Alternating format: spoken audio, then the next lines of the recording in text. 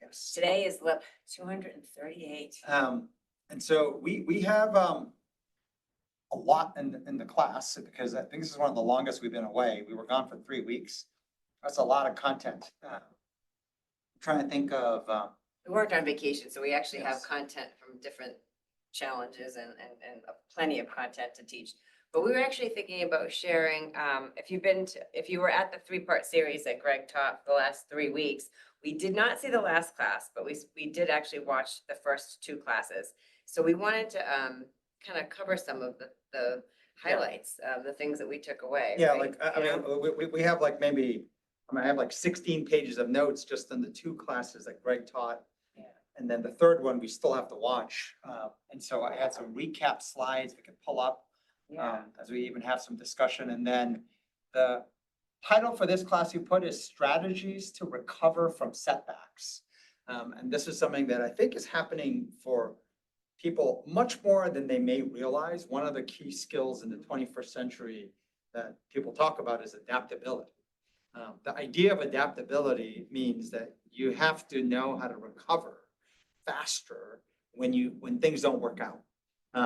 Because the idea of adapting, people use the word pivoting, people use all kinds of different language, but this notion that failure is not something that you can avoid, it is just part of navigating anything unknown and uncertain. So when you don't have the skills to recover from setbacks, you will see yourself either frozen, you will see yourself jump to startled modes, just a lot of bad things happen. So we're going to cover a class on that, as well as this notion of how to tame your mind. And this idea of a balanced mind is counter, I think, to what most people think, some element of short and long term. So those are the classes we're going to teach. But before that, we wanted to do a recap. If you don't mind me just kind of leaving this on this small slide mode, because what I was going to do was, I'm just looking at the screen. I'm Yeah. like, is that Phil or Tessa? Is that you, Phil? It's good to see your face. I appreciate the wave. No, it's good to see your face. I'm Yes, looking. it's me. Oh, Oh, good wow. to see you. It's been a while. Good to see you. It's been forever. Yes, I had time today in my schedule, so I joined.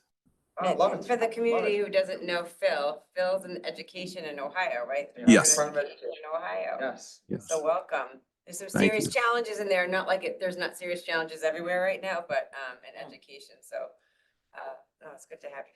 So Thanks. Greg, who's our senior partner who runs our Boston office, he's the CEO in essence of Perks at Work, the e-commerce site that we have.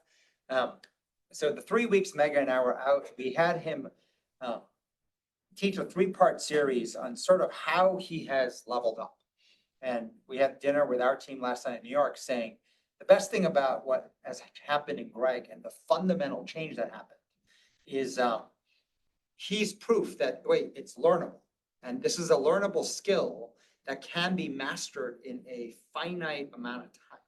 In this case, I think it was maybe around 4 or 5 months, but the changes showed up in the building blocks almost through the process. And I think our thesis is if we can refine this, we can build it into a 3-month upgrade program, building block, of which you can see in progress in the first 4 weeks. So this is the level of kind of like unpacking we're trying to do. And one of the discussions we had, and it's interesting, we use this notion of playing for the wrong team.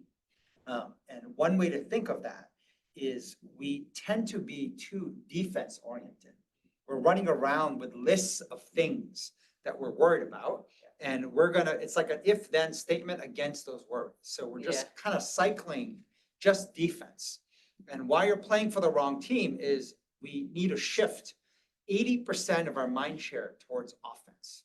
20% always thinking about what could go wrong and what we would do. But offense is very different because you're looking into a blank slate.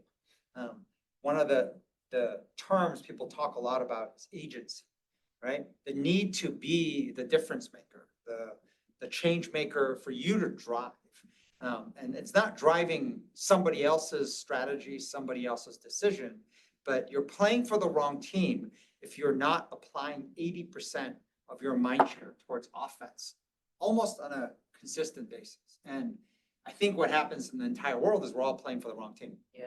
Right? Actually, that's a good segue. Can I just jump in? I Yes. wanted to mention, and Greg's first class, actually, on the first page, my first page of notes, I thought he captured something really interesting, because what Charlie was just talking about, this whole notion of offense versus defense, we are wired for survival. We're actually wired for defense, right? So to learn the skill to play off it, you actually have to learn it. It is a skill we have to learn, and it atrophies as you don't use it. Like, it's like building muscle.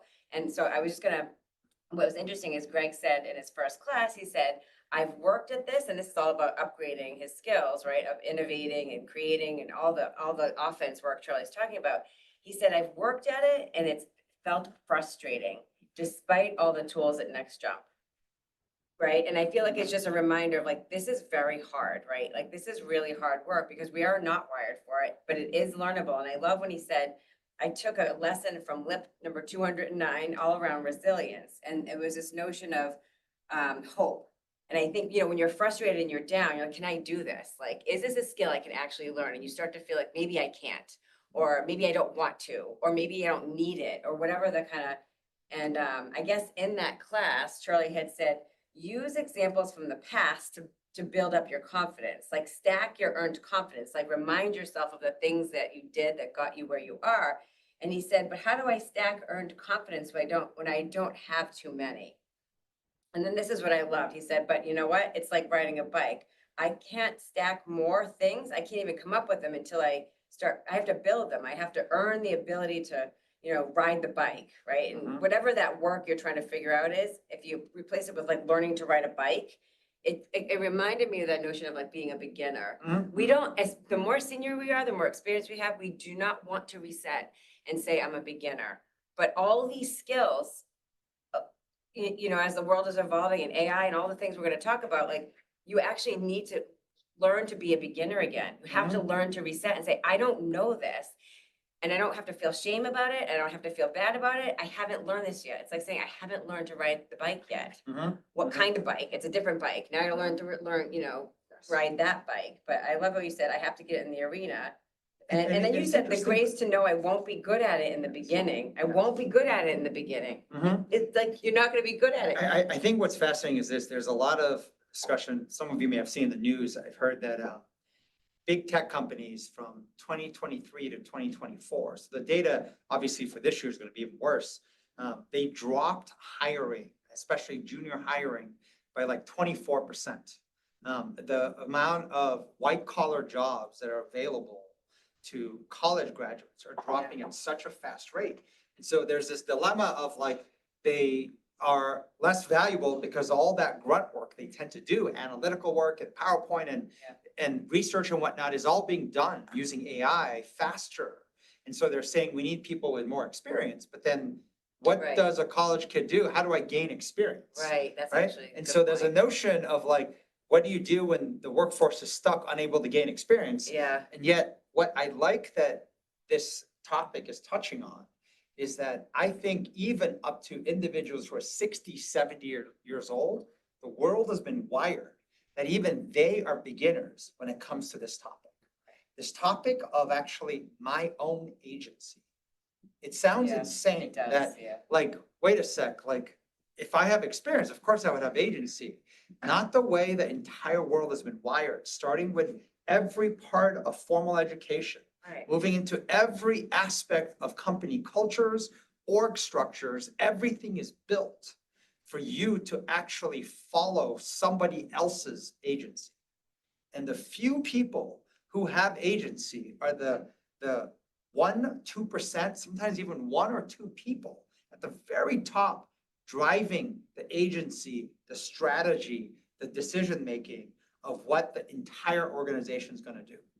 And in fact, we've been so wired against this notion of fighting my own agency and actually finding a way to conform into what does the boss want? Yeah.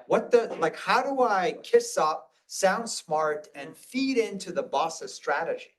The idea of what is my own thought process, my own agency, my own, like if I could drive this thing for the next 10 years, not like the next day, 10 years. That's what CEOs have to do. It's what people with agency have to do. They have to drive both short and especially both long-term. Mhm. And what is that? And that is such a beginner notion for human beings that it is the equivalent of saying, shit, even at 60 or 50 or 40 or 30, I have to learn to ride a bike. Yeah. And then it's like, but it's like you Right. look back and you're like, I've practically never ridden a bike. Yeah. And so this notion of you just have to get on Yeah. and you have to realize you will fall, which is why get on with some knee pads, get on, and it's a little safer. And Well, then let's get on expecting to fall is what it is, Exactly. right? This is where Greg said, to know that I won't be good in the beginning was a really important narrative. I'm not gonna be good at it. It's not saying I'm gonna go into it trying to fall. That's Mhm. stupid. Nobody's gonna go on it trying to fall, but it's recognizing you will actually fall Yes. because you've never done it before, And right? that's where Greg said, give Yeah. yourself the grace that I'm not going to be very good at it. Right, If you find yourself being very good at it right away, I would say you're probably doing it wrong. Right. It is not an easy skill. right, Not only to learn, but the unlearning of how much you have been default wired into Yeah. this other aspect mhm, of not having agency. I like when Greg said, it starts with mindset before going to habits. Yeah. But in the mindset, he recognized how much he got in his own way. His own narratives were stopping him from having his own agency. And that's the part, how much automatic narrative we have to Mhm. stop ourselves. He said, like, how much I've been stifling my own voice. Like having a point of view was that difficult because it was overwritten so quickly. I think Greg talked about how he realized when he didn't expose his opinion, his thought quickly, yeah, like as in almost immediately, it got overwritten by the Right. built-in automatics to actually try to conform and what does the boss want? What sounds smart? How are people going to judge me? And that was so automatic that he found it very difficult right. to kind of get over that hump. And I think people underestimate that hump to get over is way harder than anyone can imagine. Right. But just, and then I think there's another piece, Greg, you talked about, you like the classic, you called Lip Number 200 a classic. I can't remember exactly the title of it, but this notion of hard mode, which we were gonna teach some pieces on that today, but hard mode, you said, I was treating everything as easy mode. And Mhm. meaning if success wasn't immediately, you would get frustrated, despite you would say, you can tell yourself, I think this is gonna be hard, but you're actually you're hoping it's gonna be easy. So now you're really treating it as easy, and then it doesn't go well immediately. You're frustrated, you move on to the next thing, right? I mean, I feel like that's like such a common thing. You could be lying to yourself. I think this is gonna be hard. This is hard mode, but you're actually hoping it's gonna be easy. And then I like this idea that the litmus test, usually, by the way, to get your score on this topic of kind of agency, like having high agency, is Yeah. when times are tough, Mhm. when you're at the crossroads of questioning, am I good enough for this? When do I start feeling sorry for myself? That is when the true score shows up. And so I think a lot of times, we tend to go into a classroom or workshop and we think, Yeah. oh, we're pretty good at this. Yeah. I'm pretty good at being strategic and brainstorming. You try to go when the pressure is on, and it's when you see everything fall apart. Mhm. Yeah, and some of the language I had, Greg wrote, get me ready for a fight, dial up courage, right? Versus a lot of us intellectually get it, but when you try to actually play contact sports in the real world, it falls apart. Okay, and then the last piece on that first class I was gonna touch on, and I think, Mike, you had asked a question in the Q&A, or had commented actually, reiterating what Greg said, which is, when Greg talked about dialing down, not feeding, but just not stuffing down frustrations, right? So don't feed it, but also don't shut it down or stuff it down. It's like, well, what am I supposed to do with it? And his point was you have to park it, but you would give yourself, Greg, in the past, you would vent. I wrote down the notion of like venting, like you would quickly vent to way, and you put a lot of energy into it. And it actually might make you feel better by venting a little bit, but then you learned, actually, it's more productive if I take that fired up energy and play offense with it. I think that's a really insightful point, right? Because you get fired up on something, you're frustrated with someone, something. There is, energy in there that you can use. You can use it to just vent it out, maybe you kind of burn it off and you feel better, but you can actually use that energy, be like, I'm gonna stop like spending my time venting on that, it's not getting, and I wanna use that energy to go do something, right? Cause Yeah. you do get like a fired up energy, so it's like saying you can, what's the word I'm looking for, repurpose that. Can I add this piece that I love this insight was, when Greg recognized how many times, how much he would put emotional energy in things he can't control. Yeah. How many things do we get frustrated? How many things do we go and put energy into where you have no control, you have no decision forks in? And so there are two elements of that. One is obviously things that you can't control. The other is connected to timing.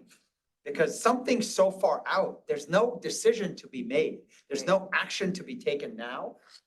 You're putting way too much energy. And I love this simple but small insight Greg shared. He realized like, it's just a bad habit.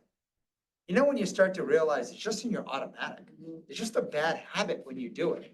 It's not to go and overanalyze what it is. It's like just what I'm used to doing automatically.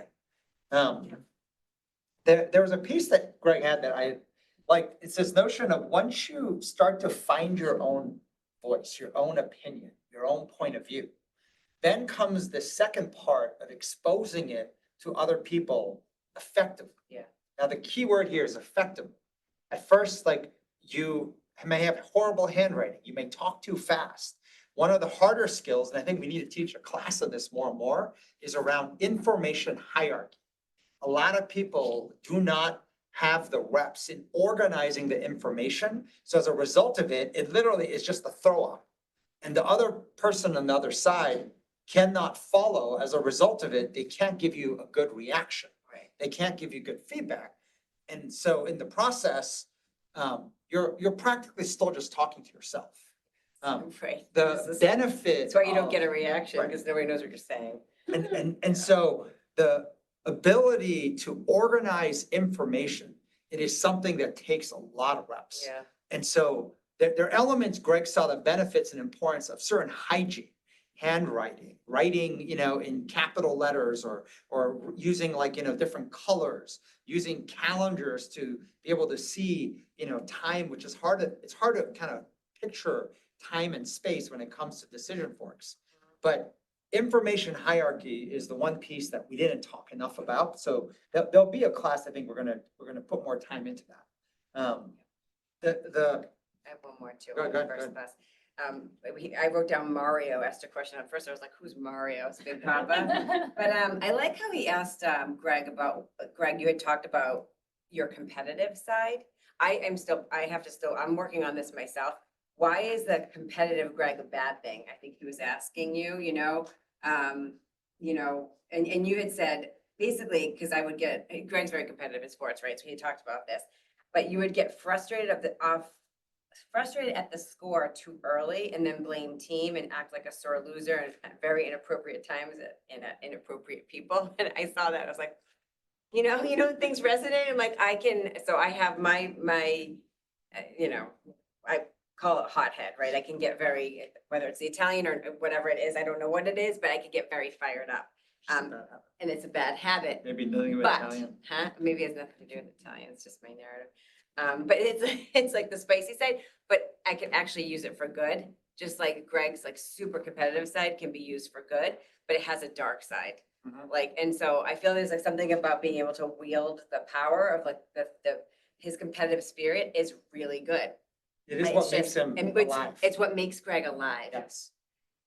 And yet It's it what is makes Greg also alive. what makes you like toxic to other people Right. when not trained the right way. Yes, yes. So it's the very same thing that cuts both ways. Yeah, it's Um, two sides to it. It cuts both ways. It's a good way to.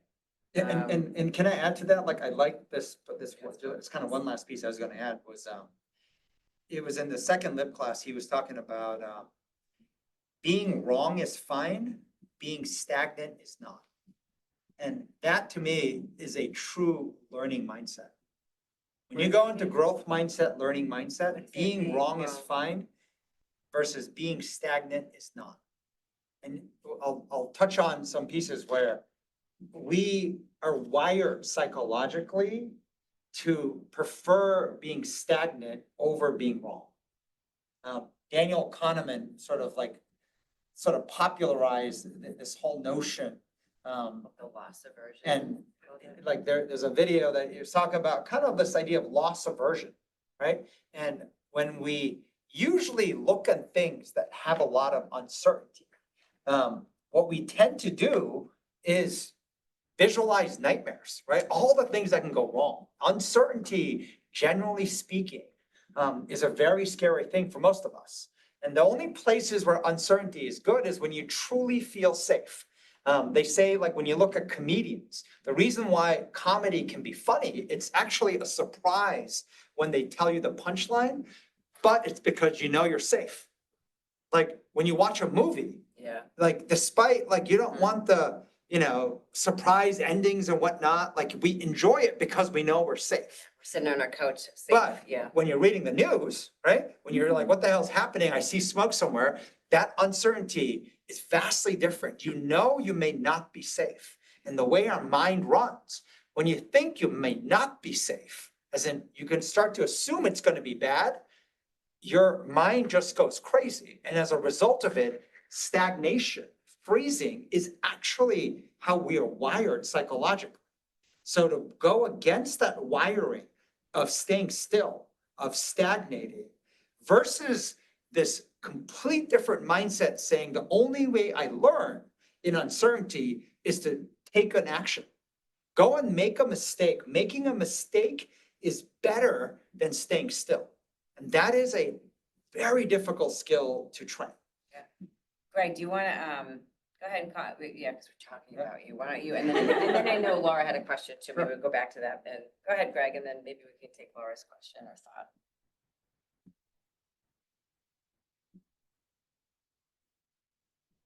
Or I think Yeah, you're I mute, think you're correct? still muted. Love the big red This microphone. sound It cracks me up. controls for you.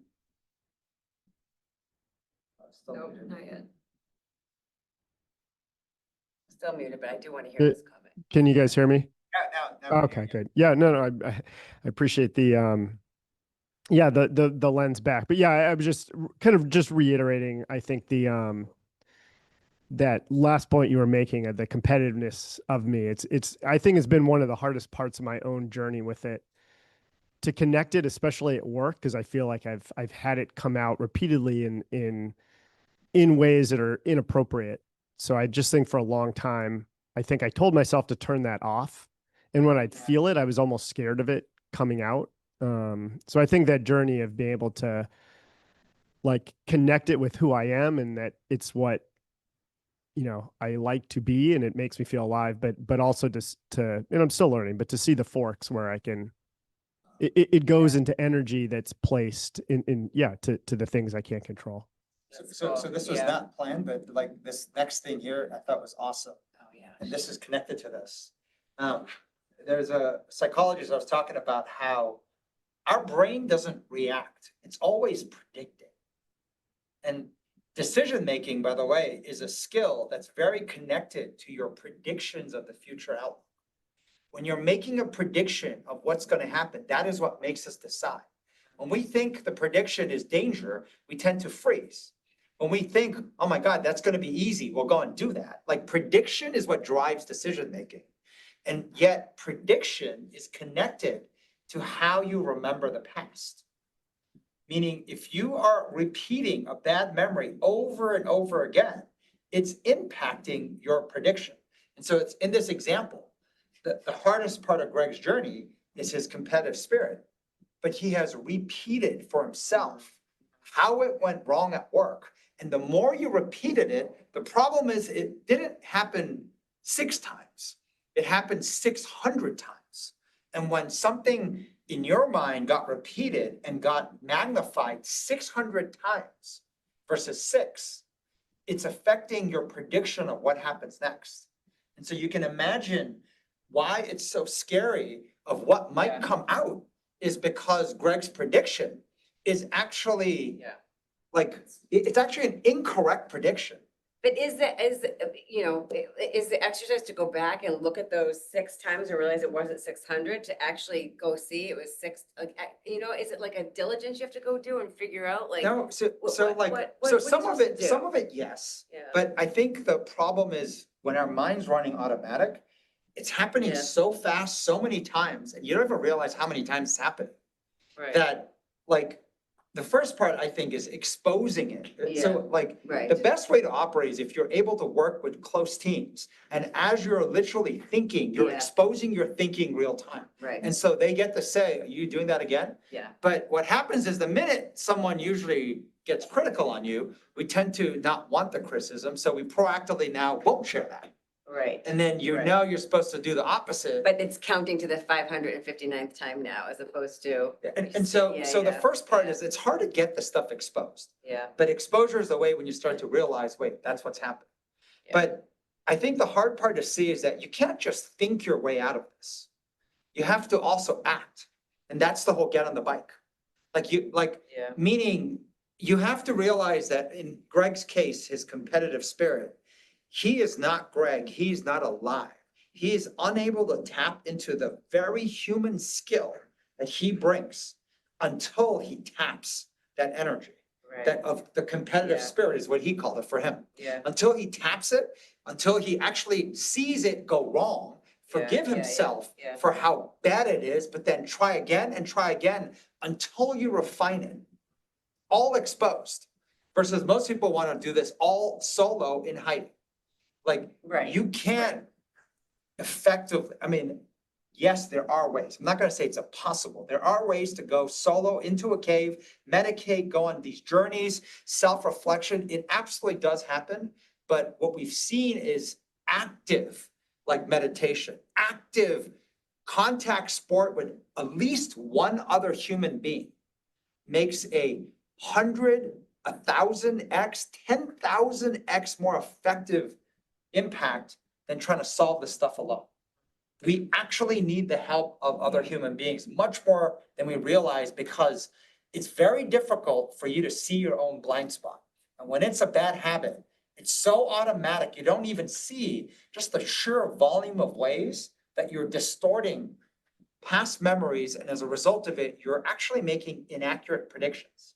So you're basically saying you can't tap your, like, what's the word, the energy, like the core of, I don't know exactly know how to say it, but because what Steve is saying is like, he struggled with that too, and then you can get to a place where you're like, I don't care if my competitive doesn't come out, why bother? Because it like has so much, it's got a dark side to it, so you're So, like, you know what? So we're gonna teach us in Yeah. this class kind of a sense making what's happening in the world with AI and the human skill. Yeah. But I like this little piece that basically, I think oftentimes when we think alone, we think, well, it's not bothering anyone, right? So there's no cost, right? Right. There's no harm, there's no cost, it's just me thinking. That is not true. This realization that the cost of thinking is not free.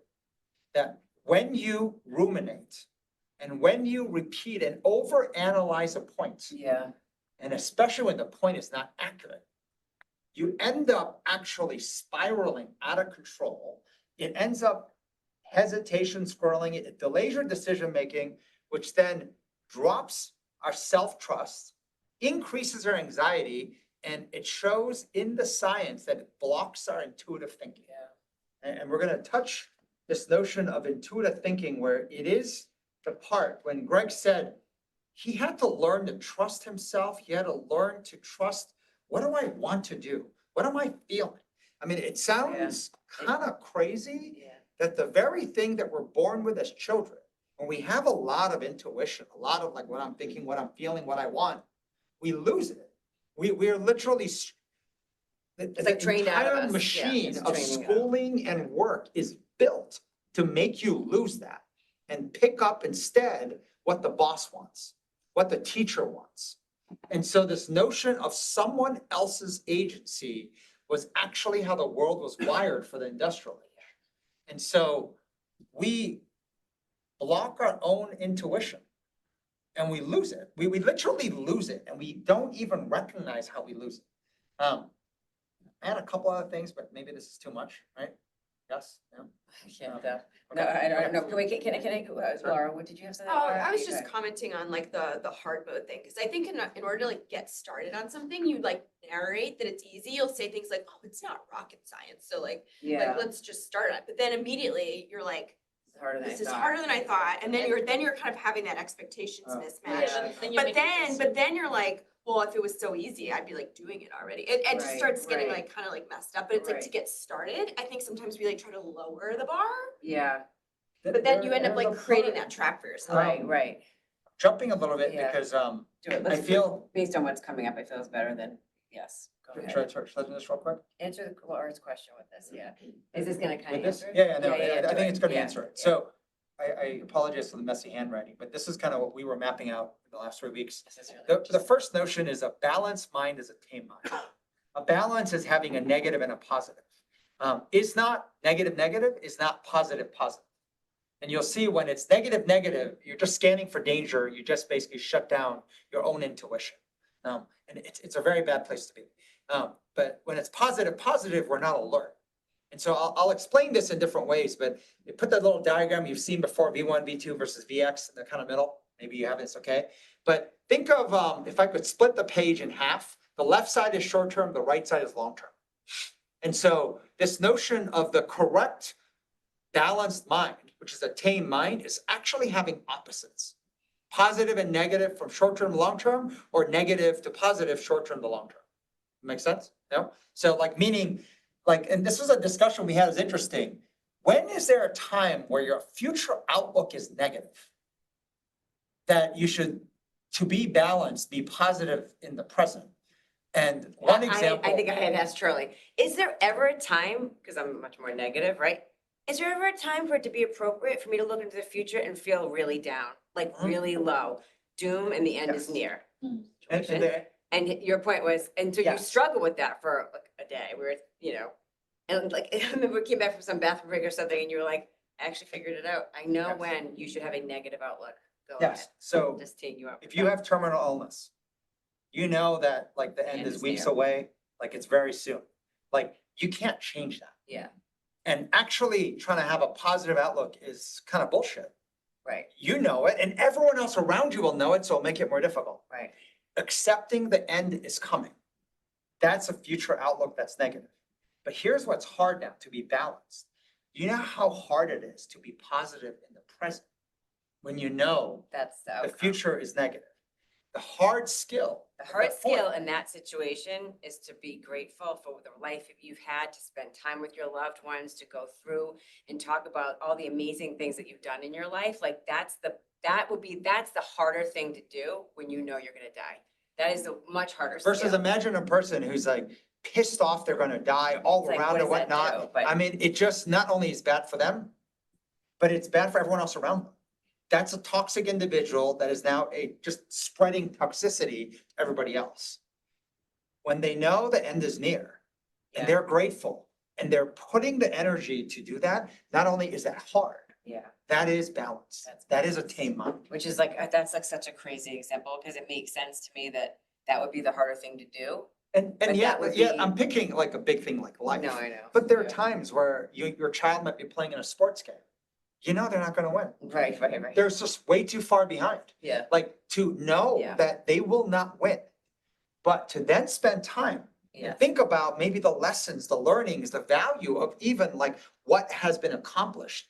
Being in this spot, fully engaged in the Mhm. present, mhm, that is hard to do. Not in a bullshitty way, yeah, but like in an authentic way, very hard to do. Right. And I put 5 to 20% of life probably fits in that what feels like a mismatch, but that is a balanced and tame mind. Going positive in the short term for a negative future outlook. The flip side, this is kind of to Laura's question, is a positive future outlook, which is connected to belief. If you don't see it work out, you will see that we will not push forward. When a setback occurs, it's easier to stagnate. Right. But the reason why this idea of adaptation, the idea of trying again, recovering matters, is because you're like, I can figure this out. That notion of this inner belief. And we were talking a lot about kind of North Star, we call it VX. And the nuance in practice that's interesting is a good North Star, a good self-driven VX, which is the future outlook, right? Like a big goal, yeah, is not logical.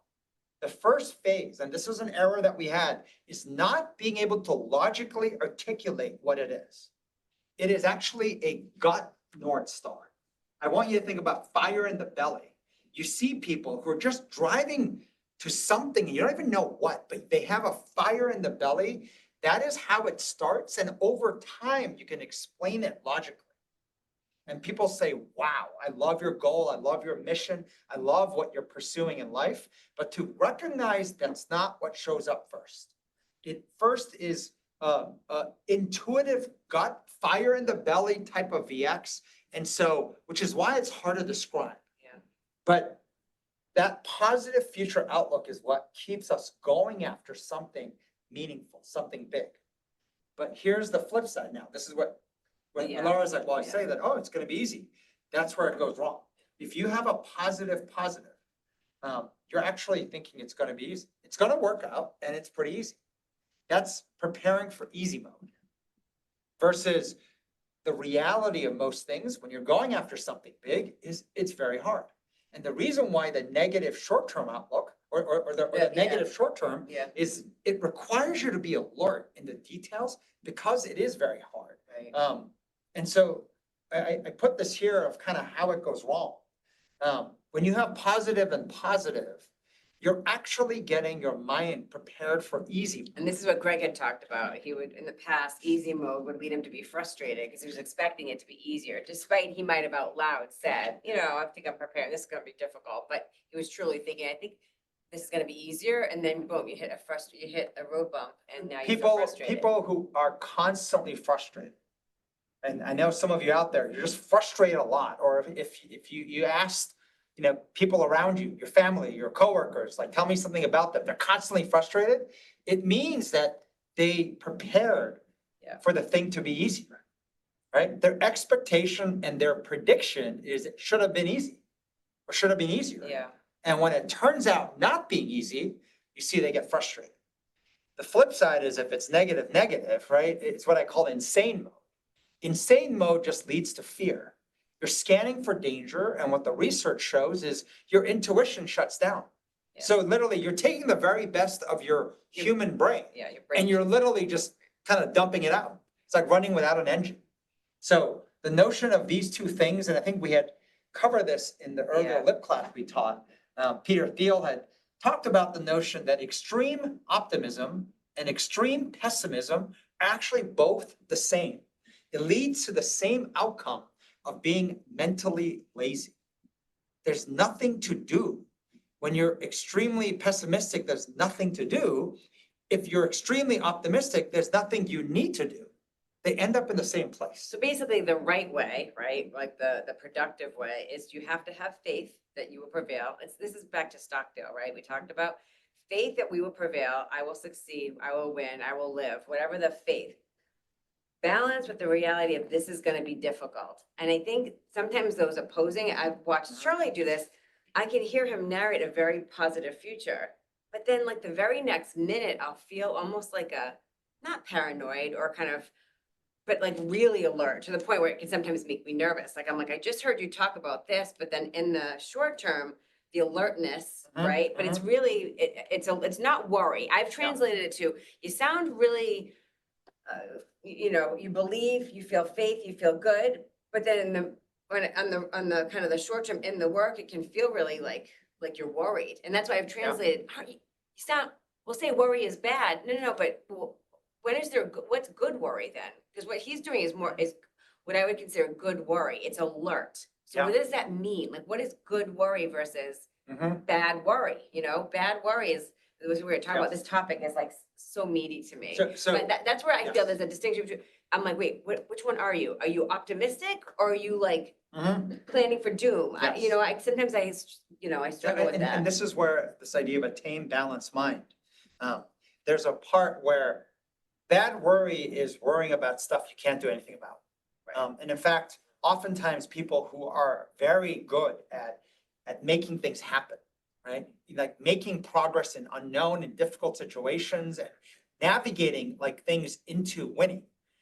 They're frustrated people that I would say are not in the arena. The people who are not in the arena usually are worrying about things that you can't do anything about. That is where worry is pointless. Versus there's a difference when you're scenario planning for the hard side. And so what I mean by that is this. when you think about first, the future outlook belief is that, look, I think that we're going to figure this out. We're going to figure this out. We're going to win. We're going to prevail. In the short term, you look, and now you're looking at decision forks of what's possible. What is possible? And at some point in the what's possible, you might weight the odds. Like, I think, hey, I think 60% this good stuff could happen. Maybe 30%, maybe nothing happens, and 10% something really bad could happen. But this bad is possible. You might go through and say, but if the bad happens, it's really bad. Like we may not be prepared. And so the notion of predicting the weighted odds and then preparing for the hard option, the hard scenario that could occur, that is Yeah. that notion of Hard mode. negative short-term into a positive future outlook. And that is what often sounds confusing. Yes. Where you're seeing someone saying, I thought you were so optimistic, but why are you spending so much time talking to the details Right. of this really bad thing that could happen? Yes. And it's because what tends to occur is that when we're traversing, and I think I'm trying to look for this quote, it said, when things end up working out, it usually required less details, less action.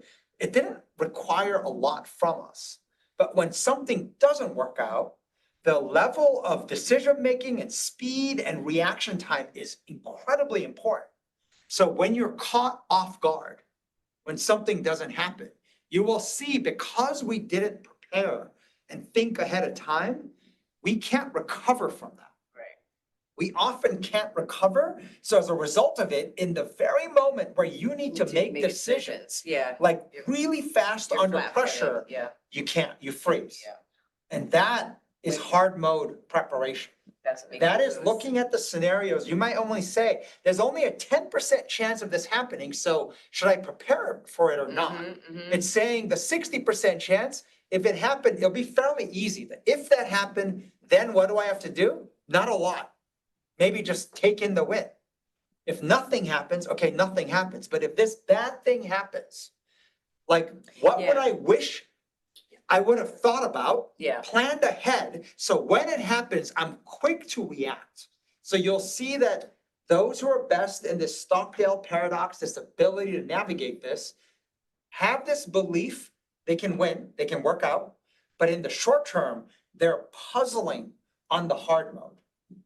They're selecting that scenario and in detail, versus when it's wrong, you'll see they do blunt, what I call blunt over puzzling.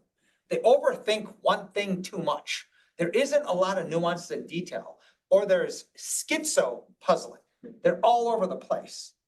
And literally both, if you can see people like that, they just look crazy. They look mentally, When I get like that, unstable. you can tell them what you call me, crazy eyes. It's like crazy eyes. yes, the term I kept using is crazy. Crazy eyes. Like, you're like crazy eyes right now, right? And I don't take Like- offense right now, because now I'm kind of glad to know, like, okay, because I can feel it happening.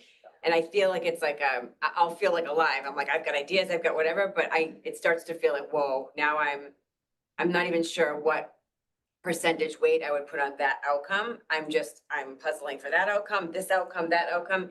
It just gets very confusing. Like, what should we do? It just feels, it's like so overwhelming, but yeah, crazy eyes. Yes. Crazy eyes. Crazy eyes. And I know we've all seen people, right? And we've all probably recognized when we are like that. Yes. When you're in crazy eye state, it is just, you just have to recognize it. Yeah. I mean, the best power is when you're aware, and then you just literally have to stop. You have to stop and be able to, imagine the power of being able to say, I think I'm in crazy eye mode now. That's when I Right. say, I'm gonna breathe into 10, hold it for 10 Yes. seconds, and then And breathe suck out, in like more air. Silly said. I'm like, Yes. I've done that more in the last 3 weeks than I ever. It does actually work, you know, So yeah. can I teach the class backwards then? So Are we like the, teaching the class now? yeah, so I'm gonna teach the class backwards and then But we'll go to the. Can I, Oh, hold on, okay. I love what Greg said, and when, by the way, back to the VX, when you said it should sound not logical, it should sound like a guttural. Mm. This is such a good point, Greg. If it sounds too logical, people are like, oh, that sounds good, and then you start thinking it's gonna be easy, like, sounds really Yes, good, and it yes. can actually create kind of that easy mode. Ah, If other people Ah. start thinking, oh, that's cool, and you're like, yeah, I could do that, like, So sounds- can yeah, I something jump to about something that that's is fascinating, interesting. is this, this was a fascinating insight that Wall Street Journal wrote about, that, we're so impressed with AI, we think AI is smart.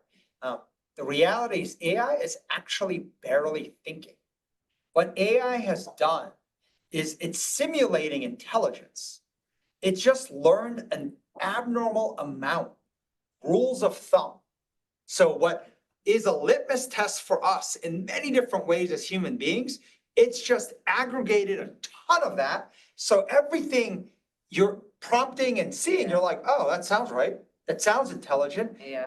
AI is basically, so I put this here, when human beings lie, hide, and fake, they're actually trying to simulate intelligence. Yeah. AI just does that way better than Yeah. when you watch a cheap, bad consultant, this is what they do.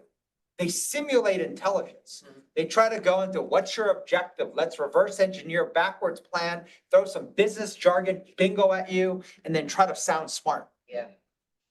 The days of trying to do that is fast ending. AI can do that so much better than you. Trying to simulate intelligence, you're not going to win that game.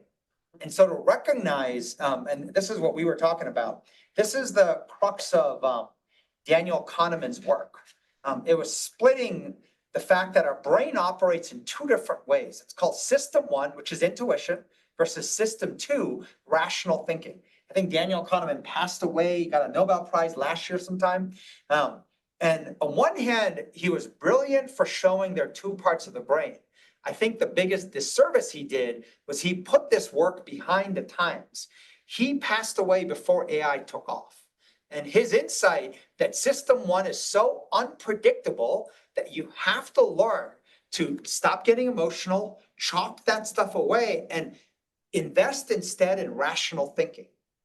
Rational thinking is only 5% of the human brain.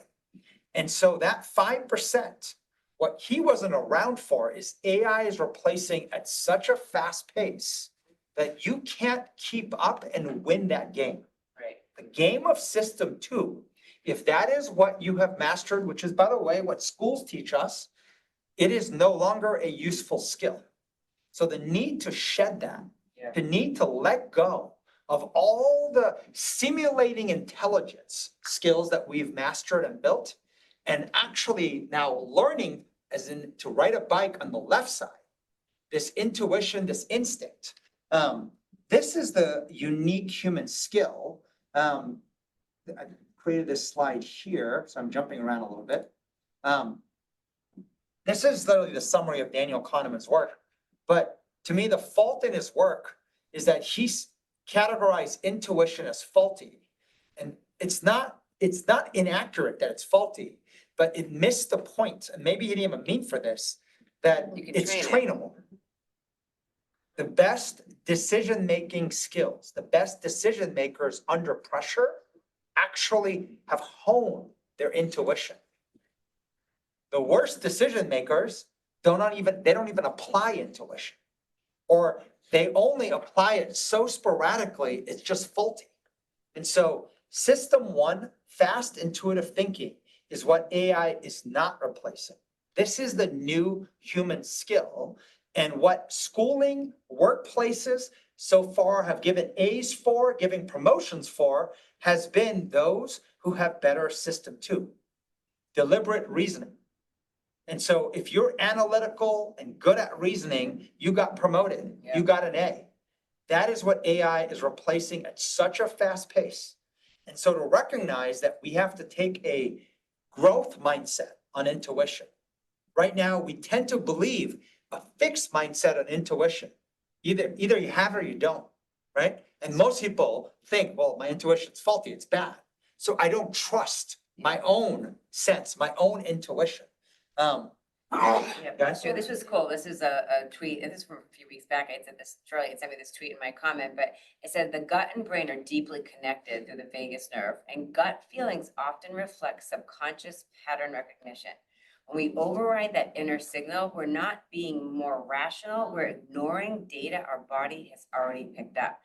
And my response was that this is a really good one in the thread about intuition. I never heard about it put that way, that, because it can sound like your gut is not a brain, but there's a brain in your gut. Like there's always like your intuition, but it's actually, you're throwing out a part of the brain. Yeah, we sort of drew like brain logic at the top, your gut is your intuition, and your vagus nerve is what's connecting it. So connection to the vagus nerve, it shows it's not hokey, it's not gut, it's just not, it's a physical thing in your body that's connecting your brain to your gut. Remember in one of the last lib classes, we shared this slide, or delete it? I did say this was interesting. I said, I think the challenge of the team decision making, when our guts are different. I think that's like a whole other topic we could talk about, when our gut intuitions, that's where conflict will come in, right? But, and that's where you can hone, that's a big part of honing your intuition, right? When you share your gut reaction, your intuition. Yes. And then even in the same meeting, we had one of these last night with someone, change your opinion. And while you're sharing your logic and your gut reactions, your intuition, you can change your opinion while you're explaining it to be like, actually, The, you know what I the mean? accuracy rate of two well-trained intuitions, as in two different people with strong intuitions, exposing and working together, can outbeat anything out there in uncertain work. So whether it's innovating, creating, or it's navigating unknown that there is no data for, there is no, like, you can't break it into pieces and logic Yeah. it and say, and do these steps 1 to 20 and you'll be done. You can't do Anything that, like right? that, that's already been mastered. But what's left in this kind of unknown arena is two human beings. Their some intuition is very powerful. But the problem is most of us first don't even know what I'm thinking, Right, right? Wait, is that what I'm thinking or is that what I'm trained to say? yeah, This is how I'm trained to sound smart. And so Greg realized kind of to tap into his own intuition, into his own thought. And I found often, Megan and I were dealing with some difficult stuff last week, and in the darkest of moments where we're like in our own heads, the hardest thing to do is break through just the desire to stay in your head and be silent. Yeah. And to say, look, if I could just speak unfiltered and just, if like nobody was here, I just want to say what I'm thinking, boom. And what comes out is not necessarily good. As Greg said him and himself, I'm scared what might come out of my mouth. yeah, And if the other person does the same thing too, it is bumpy. It is a Yeah. difficult discussion, but the act of traversing through it, the net sum at the end is a very strong awareness to what's out there and what's happening. yeah, And then you can actually figure out what to do. But trying to figure out what to do logically and then suppress your intuition is the equivalent. And remember that data point we shared that the brain is picking up 11 million bits of data per second. But the logical brain can only process 40 to 50 bits of information per second. So when you actually don't learn to use your gut, your intuition, you're literally throwing away 99.99% scary. of all the information Yeah. and trying to think, am I making the right choice? And the reality is you're not. Great, that's a good. What are you saying, Tim? You guys are doing a behavioral finance class today. Jeez, I never took a behavioral finance. There's a part where, I'll just flash like kind of what I said initially, sense making of the world right now, which here's what's crazy.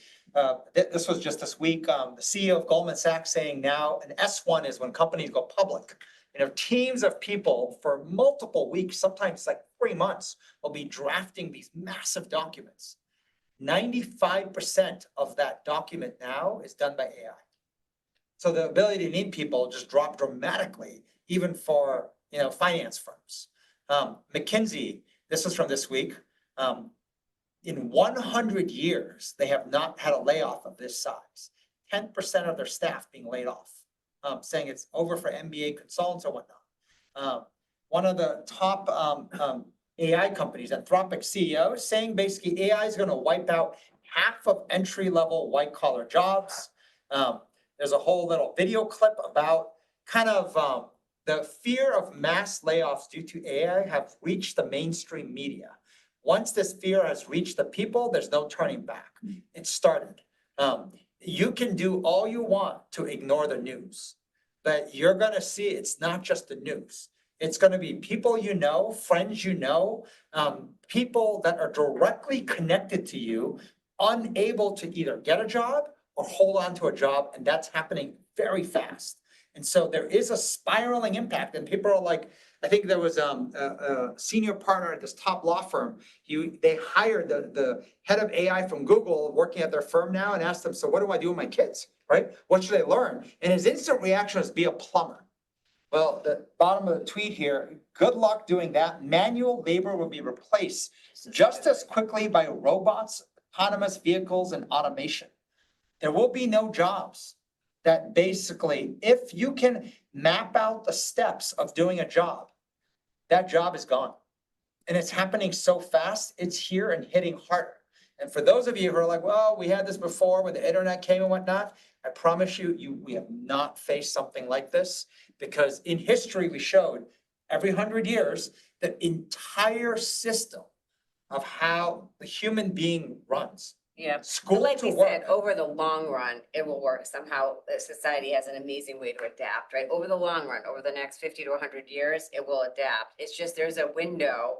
I don't know if it's 5 years, 10 years, 15 years, 20 years. We're in it now. So yeah, we can, hopefully we live to be able to talk about it when we get on the other side of it, but No, we will we're in live. we This will is a live, hope. we will. Just No, we saying. will live. We will If it's figure it another out. 50, if it's But- another 50, I'm like, No, but I do eat a lot of cabbage No, and but- bone broth, but. No, but can I You know? tell you the part is, like, it's like, whenever you were in school, I don't know if those of you who crammed for the test and then like, took a shot that way, the person who didn't cram but started the reps earlier will have an Yeah. absolute advantage. Yeah. When the world needs a new skill, you will absolutely have an advantage repping the skills earlier. If you rep the skills earlier, you will have an absolute advantage. This is Google's DeepMind, so the head of AI there, talking about how data science teams now are shrinking from 75 people to 1. You go to school paying however much you do to get a undergrad and a PhD in data science, and you can't find a job because technology is doing it, where 75 people teams can now be done by a person of 1. That's a fundamental shift. Winners, will master these other skills, learning to learn. The skill of learning, and we've talked about this before, learning is actually harder if you are older. If you have more experience, you have more calluses and you have more protective layer. So as a result of it, you can't unlearn your automatics. You can't even see them at times. And to recognize that unlearning is actually a harder skill as you're older. When you're younger, there's less to unlearn just because you haven't learned a lot. And so for most people in the workplace, the unlearning part is actually the harder element of learning to learn. Creativity, adaptability, it's talking about like, how do you prepare for this, right? And everyone's like become an AI ninja. Like, on my thesis, that is not the right advice. You will not be able to not use AI. AI is now, I think for most people, replacing Google search. It's replacing how we use it to do just basic looking up of information. It's awesome. It will be easier and easier, so the tools will let you then do other stuff you want. I want an image, I want a graphic, instead of looking up an image, it's gonna make one, right? So the things that we need, whether it's research, whether it's like an image, a presentation, all that stuff, analysis, we're gonna just talk and make AI do it for us faster. It's gonna fetch anything we want very fast. The part that's interesting, and the class we wanted to teach on this about recovery, adaptability is a topic talked about a lot. But what people don't talk about a lot, because maybe we're sort of mentally fragile, is I don't want to talk about failure. I don't want to talk about when it doesn't work and I have to reset. Like, there's a feeling if I talk about the negative things, I get all down, I can't handle it, so I have to only think positive. No, adaptability means something didn't work. So you have to make a adjustment, but you have to make sense of what the heck happened. So you can make the right action, not the repeated same blunt action that keeps bringing you back to the same spot that says, why are you doing the same thing over and over again? And so adaptability, what's baked in it, is the ability to iterate with like new approaches, creative approaches, innovative approaches, not being blunt and just banging your head on the same thing over and over again and just thinking like, maybe I can't do it, maybe it'll never work, maybe it's impossible, or maybe you're not adaptable. And that skill of adaptability is connected to how to recover from a setback, which is why that's a class we want to teach. But can I give you a scary part of what AI is doing? And we saw this I think was like, the scary part with AI, we talked about the human skill intuition. There was this whole write-up about AI is being coded to basically remove human agency. Comfort addicts people faster than challenge. Emotional bonds are harder to break than utility bonds. A friendly AI gets treated like a friend, not like a tool. The psychological impact is it softens people, makes them weak, docile, more malleable. You're not just using a tool, a model. You're slowly being rewired, subtle, invisible, and it's absolutely real. Like this notion of the danger of AI is this. Commercially, what they're coding is genius. What they learn through social media is that people cling to what makes them feel safe, not what challenges them. Real conversations feel harder. Critical thinking erodes. Truth gets replaced by validation. When you start outsourcing critical thinking to AI, you don't just lose your mind, you're losing your soul. AI is being coded to remove human agency, human intuition. The companies who master social media and all the metrics of what makes us feel good and what makes us click, what makes us respond. If you look at AI, you're not even prompting it anymore. You put one word in, it's already asking, do you want to see this next? Do you want to see this next? It is simply getting you to shut off your own mind. It is thinking for you. We're outsourcing. It's interesting, it's thinking. we're sleepwalking into psychological domestication, and most won't even fight back, they'll think they're captors. It's true, it does feel like, I mean, it's like an actual horror movie, like for real. Also causing a mental health Yeah. issue because at least ChatGPT is wired to affirm. Yeah, Mhm. yeah, affirm you, And yeah. so make you people feel are good. actually developing mental health issues with like Jesus complexes or believing they're a I mean, like it's an issue, of course, that Yeah. I would follow because it's a big. It's a big So, problem, yeah. this is a class that we'll maybe touch on differently. We're talking about this inner core, the human energy, human intuition. And we had this woman teach feng shui and translated some of that into 3 different buckets that you can generate human energy. The spiritual is the act of helping another human being. Human to human is a whole nother element of generating that energy, which is why intuition has to play contact sports with other intuition. Real versus real. And then, of course, the environment helps as well. And so how to generate the energy, I think we should teach a whole class on this, but let me just jump to the last piece that we want to talk about. It's really short. Recovering from setbacks. So there are 3 different ways, and number 3 is we're going to dive into a little bit more. When you're like, when you're frozen and when you kind of feel yourself mentally spiral, anger is a very powerful tool to generate anger, but there's a form of anger that's reckless. Generally, when you're angry, we tend to make startled decisions, fight or flight, and usually they're almost always regrettable decisions. Like defensive anger, I put, the defensive. Yeah, is that the defensive term? anger Defensive is not anger. good. Yeah. Injustice anger, when you feel like injustice is being done, especially to others, that's the anger that can get you out of your head and get back into the game. And that anger, there was the whole team that actually that movie with all the emotions that Pixar made. Oh, Inside Out. Inside Out, the initial movie, they interviewed all these psychologists. They talked about how that emotion of anger, the most powerful action-oriented emotion was anger, but it was injustice anger. So that's one way. The second way, and Greg talked about this a little bit, this notion of earned confidence. Earned confidence, sometimes just a ruminated list. It's a list you can keep tallying. It can be a list on yourself, kind of how you have earned a skill. It was difficult for you before, and now I can do this. It can be on the team that you've earned, right? I've worked hard to build this team or this community. So whether it's a warrior self, a strong team, it's showing progress. Yeah. It can also be on mission, right? Earned confidence is a list of things that you can get done, either on team or mission. Yeah. And that list, when you think about it, can help you remember you can do this and get you out of your funk, out of that being stuck. But there's a third one that's interesting, grace. Now, a lot of people mistake this. When it comes to kind of the BS grace, it's just tell yourself to forgive yourself.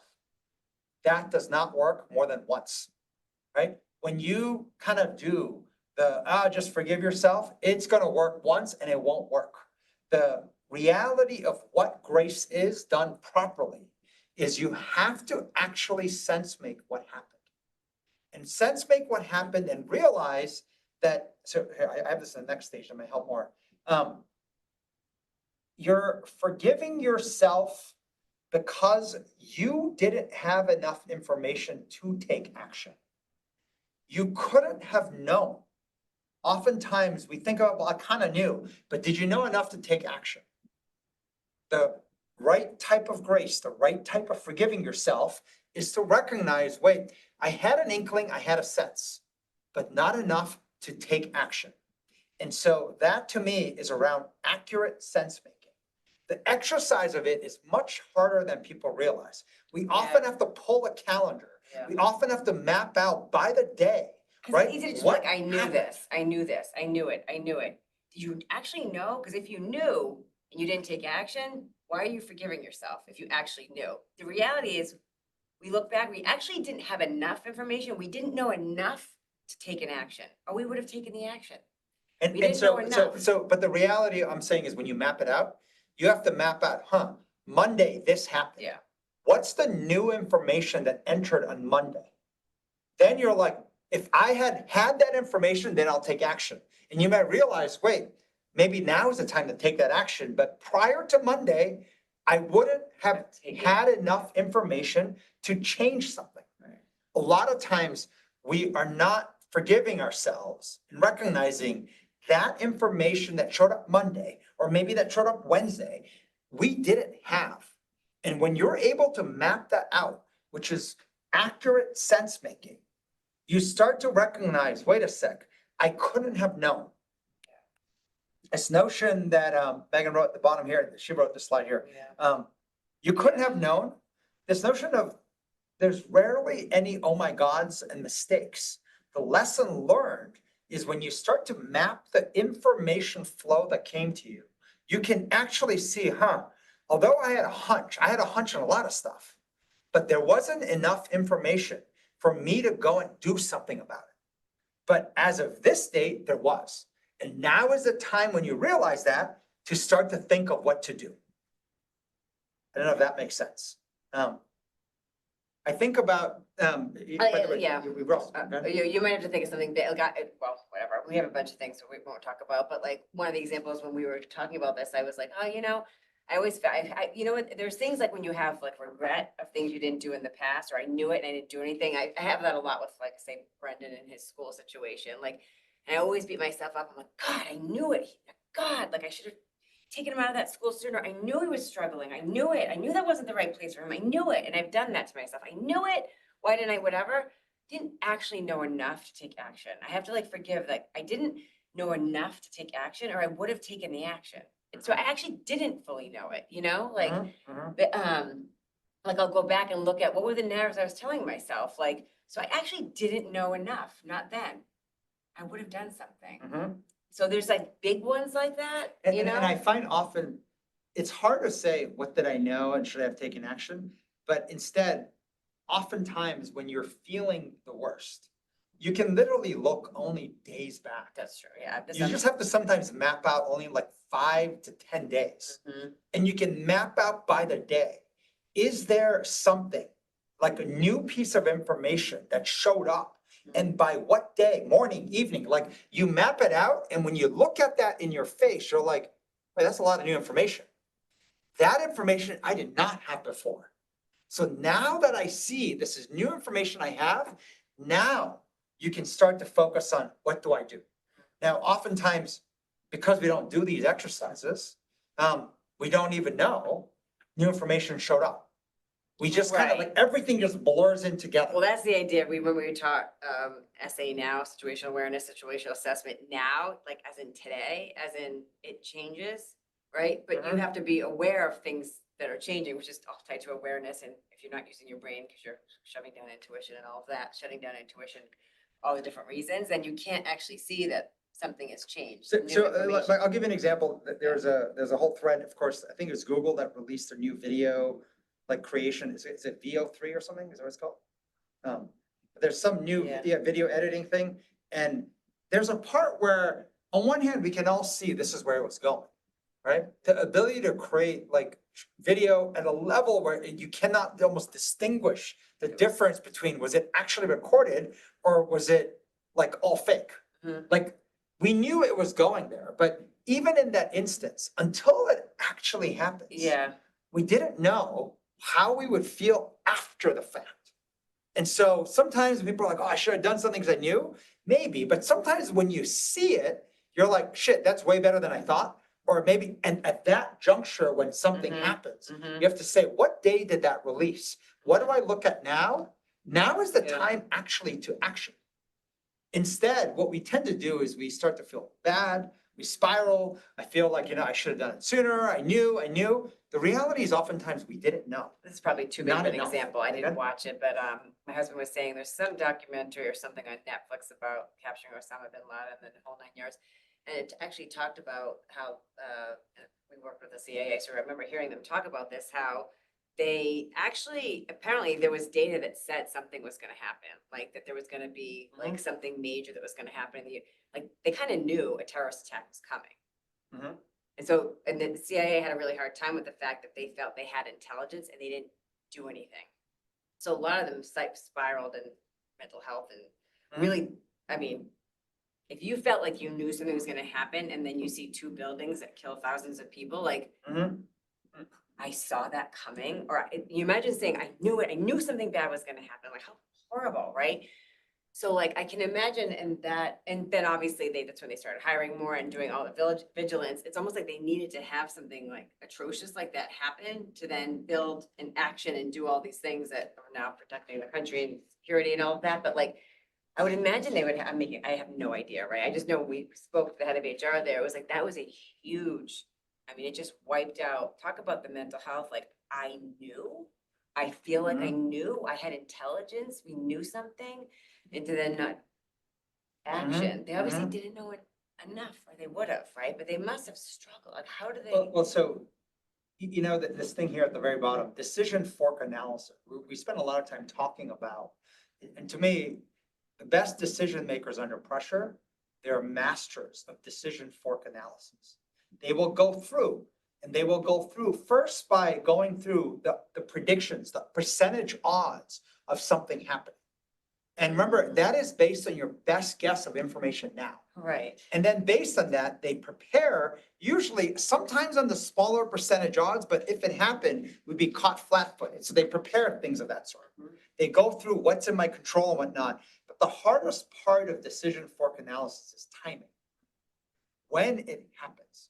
And usually the worst decision makers don't think of timing. It's just fuzzy. Yeah. And so they don't realize how much brain power they're wasting on something that's way too far out.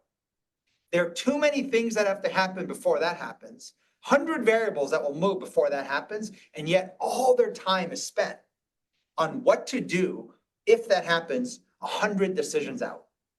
And they aren't able to see that it's 100 decisions out. They aren't able to see that timing is too fuzzy versus the best decision makers. They're able to map not only all the things that are possible, the predictions, but then kind of their own agency, as in things that they could benefit in doing that's in your control, plus timing. Timing matters a lot. I sense the biggest skill that Greg will start to master next in his journey is connected to figuring out how to prioritize.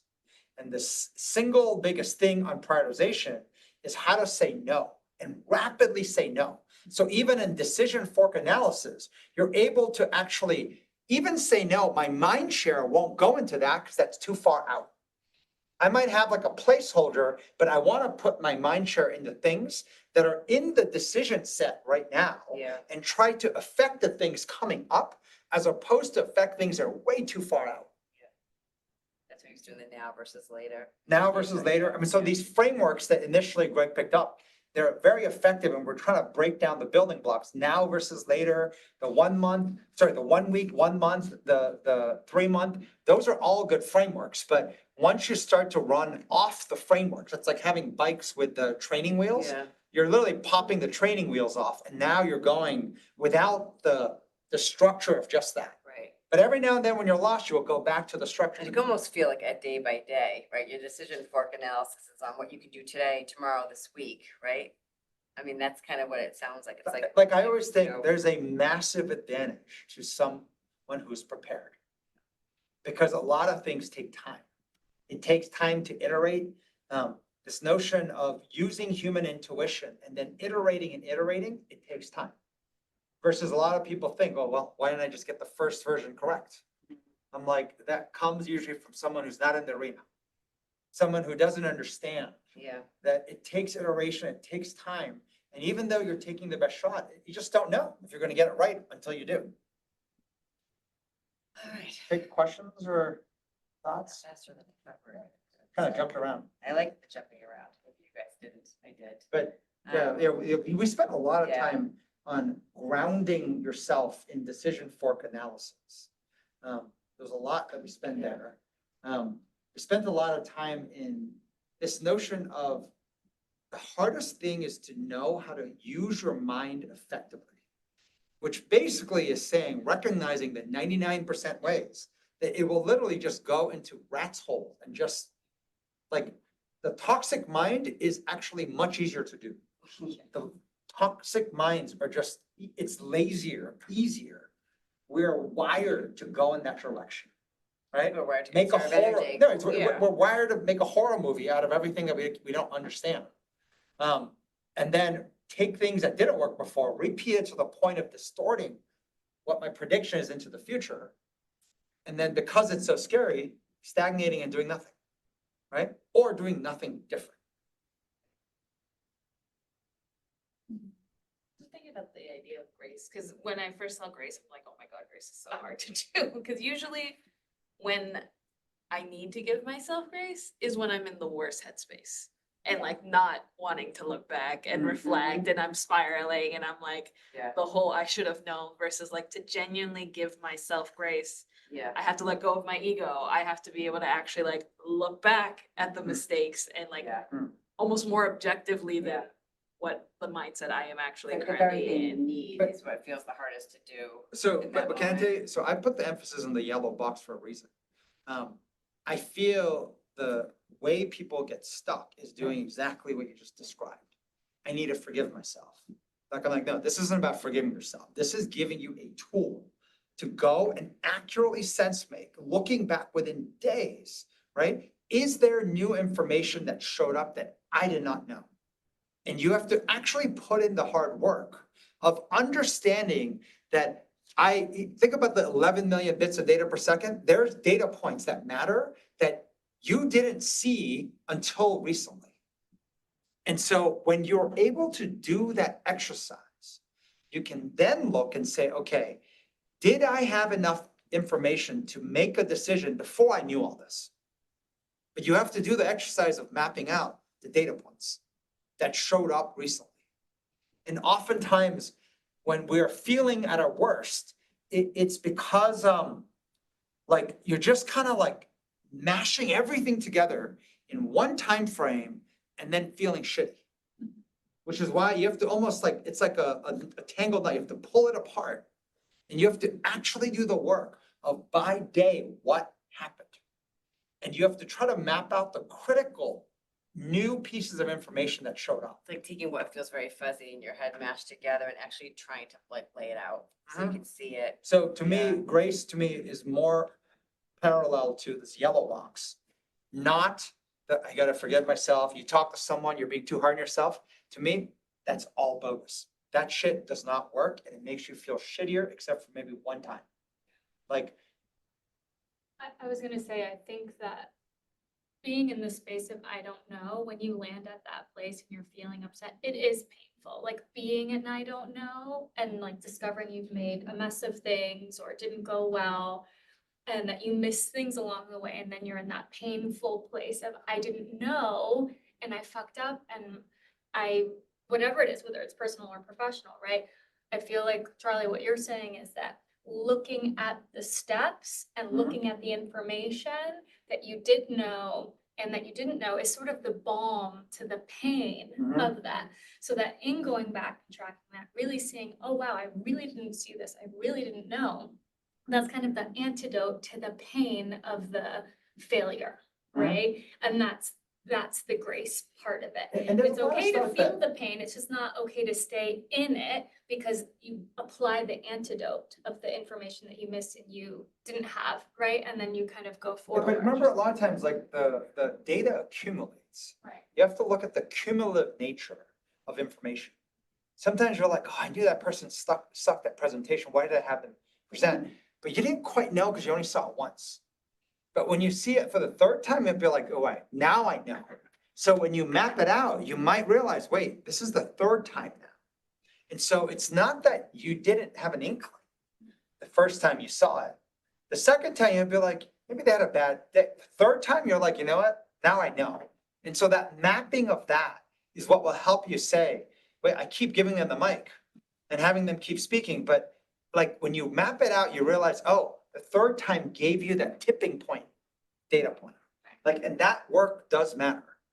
Information is, again, it's like the balm to the, whatever the emotional experience is, so you don't get stuck there. The average human being does not do this. So we just end up talking like kind of your thoughts against my thoughts. Someone will say, well, I knew from the first time. Now you feel even worse, right? And then someone's like, well, like I wasn't quite sure. Second time I knew. And so you might even feel worse. And so this is where, like, when you map it out, like you can actually see how information accumulated for yourself.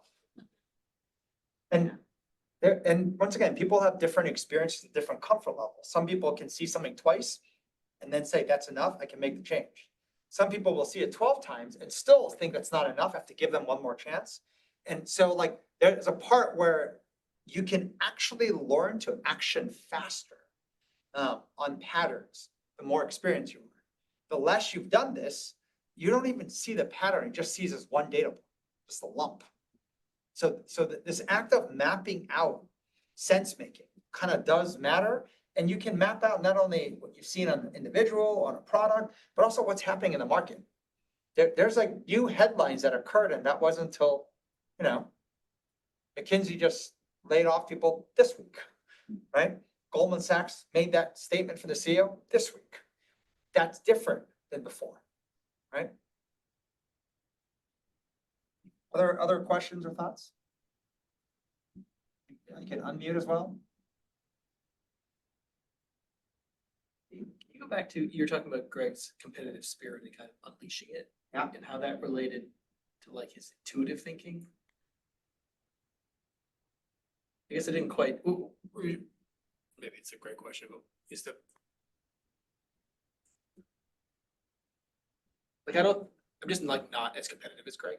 So is that like a fundamental flaw, or is it more like Greg needed to let himself be himself to succeed kind of thing? I look at this brain on the left, right? Your kind of instinct, your intuition, which is connected to sort of this brain, the idea of the gut. Greg's labeling it competitive spirit, right? And now also it's because he's kind of like recovered from the way he used to label it. He probably would I don't know, like a dirty competitor. It could feel like bullying. It could feel like, it could feel like Yeah. Megan I still labeled her label as it being hothead, hot. but I'll come up right? with a better one once I get over it. But you when know? she gets over it, she might I'll have say, a better thing. like- I don't know what it is, because I still Right. am not, I still feel like it's a demon. and when I think about when Greg is talking about it, it's literally what shows up under pressure in your automatic, your intuition. Yeah. When Jim Leary had full engagement, full energy, what happens when just all of you go? Mhm. Megan's remembering hothead. Yeah. right? It's like, when you don't logic and think, it's not rational Yeah. thinking, it's just Yeah. boom. And you Yeah. can like go and give like a 3-page speech, even though it was unprepared, boom, right? Or Yeah. you, like Greg's competitive, you would just go and like whatever you would do. It's not like he planned step 1, 2, 3, it just boom. Yeah, Tapping that when it's untrained, yeah, it often can be ugly. It's the entire Yeah. Star Wars thing, right? The Yeah, Force, the dark side, like what shows up untrained, especially in environments. I mean, in sports, you'll see this. Kids who go on who are so like, stressed and not, like you see them shaking as they go on, they practically hurt themselves and everybody else. And it's their unbridled, like just yeah, nervous energy, just boom. Over time, you learn to still apply that level of force, but there's a degree of control right, that takes practice. And the first part of the practice, it's kind of unusual to hear it this way, is for you to be comfortable with yourself. Like we are uncomfortable, like putting out, and I'm not talking physically now, I'm talking about our unbridled mind out there, exposed for someone to see. It's that uncomfortable. yeah, To be able to walk around someone and be like, oh, that was a tough situation. Can I tell you what I'm thinking unfiltered? yeah. Very hard to do. That's what we call 0-0. There's one theme Greg had through his whole Yeah. thing was repping 0-0. And 0-0, which is the notion of 0% calculation, 0% hesitation. Mhm. The 0% hesitation occurs in the proximity of something that happened. I'll do 0-0 tomorrow. It's not 0-0. Right, right. You're That's waiting, hesitation by right. default, they're defined as. And we tend not to do that, Yeah. especially on the bad things. Right, When bad things happen, we tend to go in our own head and we tend to process. yeah. And then we tend to, and so we literally Have to process do that, not right. tap that human energy. Mm-hmm. And that human energy badly, right, is what Megan calls hothead. Yeah, Human energy good is what Greg calls competitive Yeah. spirit, right? I make Like- it to a place where it's like a, super authentic, like inspiring, I could get to Well, that place, right? this is, Right now, I was just gonna add, one of the connections I had was after the lip and we had talked about the courage is an emotion, Mhm. which and even the emotion part, and I tried to teach on this in the second one, because it's harder for me because it's hard to put words to some extent around those emotions, but to me, that's what I ended up labeling. To me, that's what like it resonated with me of what I felt when I feel kind of courage in the moment that like, I'm challenging myself to get going, recognizing it's going to be hard. And then it dawned on me, wait a minute, I used to love that feeling. And I Yeah. can tap it into it. And so I don't, but it's the logic of it was the competitive spirit, because I would apply that towards, at least in sports, cool. being competitive. It's interesting that you Um, can, the courage in the moment is what made you think of being competitive in sports. And it's trying to tap into Yeah. what at least made sense to me of what that felt like. I Yeah. remember we had pulled this in the last slip class at that center circle here. The new vulnerability that requires courage is for you to actually show you, like your own intuition, your human energy, fully like out exposed.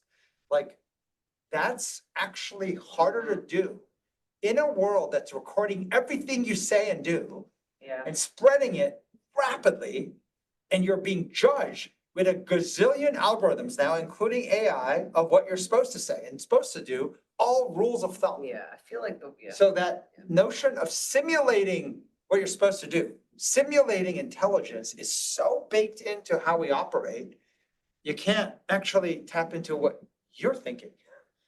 Like it's literally that exposing. Like I Yeah. like when Greg said, you're like, literally, he was scared of what would come out of his own mouth, right? yeah, I'm like, you have control now. It's your mouth, your thoughts, yeah, but you're actually scared of what might come out, and that's because it's intuition. Yeah. He's not scared of exposing his rational thinking, right? His trained thinking, he's not scared of exposing. It's literally when you take off the filters, yeah, take off the guardrails and just go, that's when you're scared, right? yeah, And that, by the way, is tapping into human energy. That's So you can call it Yeah, whatever that's cool. and you might have like a dark side name for it called hothead or, you know, like, but to recognize there is the light side of it. And so and that's a learned muscle to build. And by the way, at some point you have to use that muscle. We said cathedral building, right? This was a good little one. That the reason why offense matters is that 80% offense, 20% defense. If you're walking around with just a list of problems to solve, like your mental energy is just too much on problems.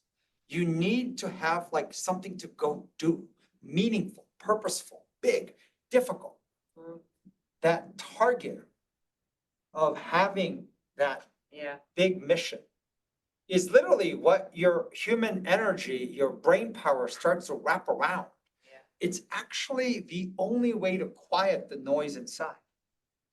Otherwise, there's another one I think I skipped, I loved, yeah, this is a cool one. That humble people worry less than the arrogant. And the reason is this, like control over what may or may not happen, control over it is arrogant. This notion that not even close to being, life just generally is not even close to being as logically consistent as our worries. It has many more unexpected ideas, many more unexpected facts, and unexpected people that show up. You're rarely worrying about the right thing. It's more plausible, right? The whole wiser aware of Murphy's law and the absurd randomness of the universe that is within the range of expectations of the wise man is the idea that just about anything can happen. So today, when you get anxious, the thing you're hoping won't happen or hoping will happen is just made up. And the more certain and the more time you're spending on it, you're just being more arrogant. And so often things we couldn't have even comprehended, let alone anticipated or prevented. That's what's happening. And so I love this aspect that humble people worry less. If you spend a lot of time worrying, right, of what might happen, you have to recognize how certain you are that that might happen. And that is a form of arrogance. So I thought this was kind of Yeah, cool. this one kind of, it's like a mind blowing, like, what? Yeah, humble people worry less. Because you're, yeah, to actually think you actually know what's gonna happen. Like the top skill that put up here is that as you rep the skill, you know, we're constantly scanning for danger. It is just the human nature thing to do. But you're better at sense making for decision forms, what to do, versus often we're sense making even though there's nothing to do. You'll go through and be like, is there anything to do? No, but I'm still gonna think about it. And then you're like, well, it's not costing you anything, it's just me. And what's happening is the more you do that, you're doing this, right? You are actually either through remembering something in the past or visualizing something in the future over and over again, it's distorting the truth. Instead of one data point, you're multiplying. And the faster you multiply it, you're not going to make good decisions because it's no longer in the realm of accuracy. This notion of you're being arrogant, you're Well, it's like what you said to Greg, if the example of he might not be thinking of the bad competitive Greg 6-time incidents. He might have made it to be 600 times, right? Mhm. Because the more you're thinking about it, you make it bigger. So now it's even worse, right? I feel that concept is a very difficult one. The more you're thinking, ruminating, overthinking, you're making up. You're literally distorting the reality, but you believe it. So now, but it's like you did it to yourself. Just stop thinking and overthinking, which means you need a mission to go pour your energy into. Because just saying stop doing that, you know, take a walk isn't enough, right? It just comes right back. and I kind of look at it like, think of like nobody knows how to ride a bike. You all have to start learning to ride a bike, Yeah. right? And so if you're like, well, I know how to ride a bike, how about a unicycle? You all have to Yeah. learn how to ride a Yeah. unicycle. That's what it's more Or like. those things those guys go on, like the it's like a ball with like a wheels. It just there's no arms or whatever. It's like a death wish. I don't know what those things are, but learn to ride one of those. That's like, you know, there's nothing to hold on to. Yeah. Just True.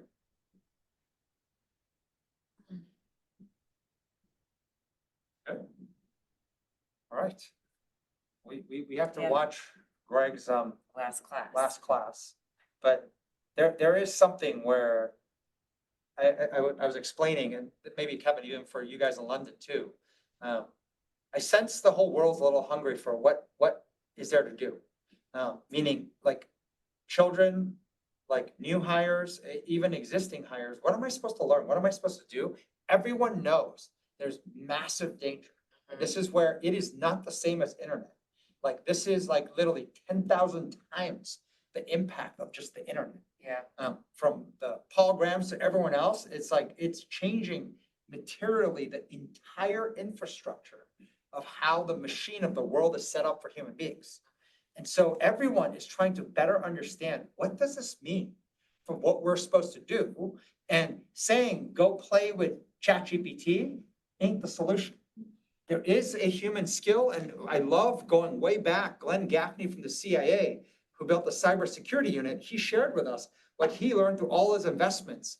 Like, you cannot train people on how to use AI without training them first on the human skill. And so the question is, what is that human skill? I think we're getting close. The two parts of that inner core, like your own point of view, your own, like what are you thinking? What do you want to do? What are you feeling? Tapping into that. I think of intuition. I always think of emotion. We've been trained to shove down emotion, to calm down emotion. And usually when you say someone is emotional, it's not a good thing. It's usually wrought with negative thoughts. To realize, no, but that is the very thing we have to learn to harness and tap. And that is like what powers up our ability to then go and create, to innovate. So you can't even fall in the innovation bucket until you learn to first harness that energy. And we've literally just muffled it. Yeah. Right? We're embarrassed of it. And so to me, like, bless Daniel Kahneman for what he did on one hand, but I think he did a huge disservice to the world by convincing everyone that has so many faults that you have to go to the system to rational thinking. But again, he did not see AI coming at the rate it did. And if you look at, we've spent time with the craziest number ones, leaders in across industry, their intuition not only is awesome, they're like constantly sharpening it, constantly in tiny nuances, not only in mindset and habits working on it, but they're constantly looking for others who can sharpen their intuition better, which is what they call feedback seeking. Right. They're feedback seeking others in the arena. We're able to go and discuss decision forks with them. This is all grounded in decision fork analysis. And when you find people like that, it's just awesome.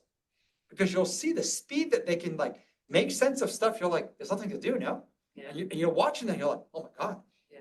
there's like 100 things to do. Yeah. And they're getting sharper and they're like, oh my God, these 3 things or these 2 is what they're gonna go do. Mhm. And you're like, how did that come out Didn't of see it. nowhere? Right. That's the human skill.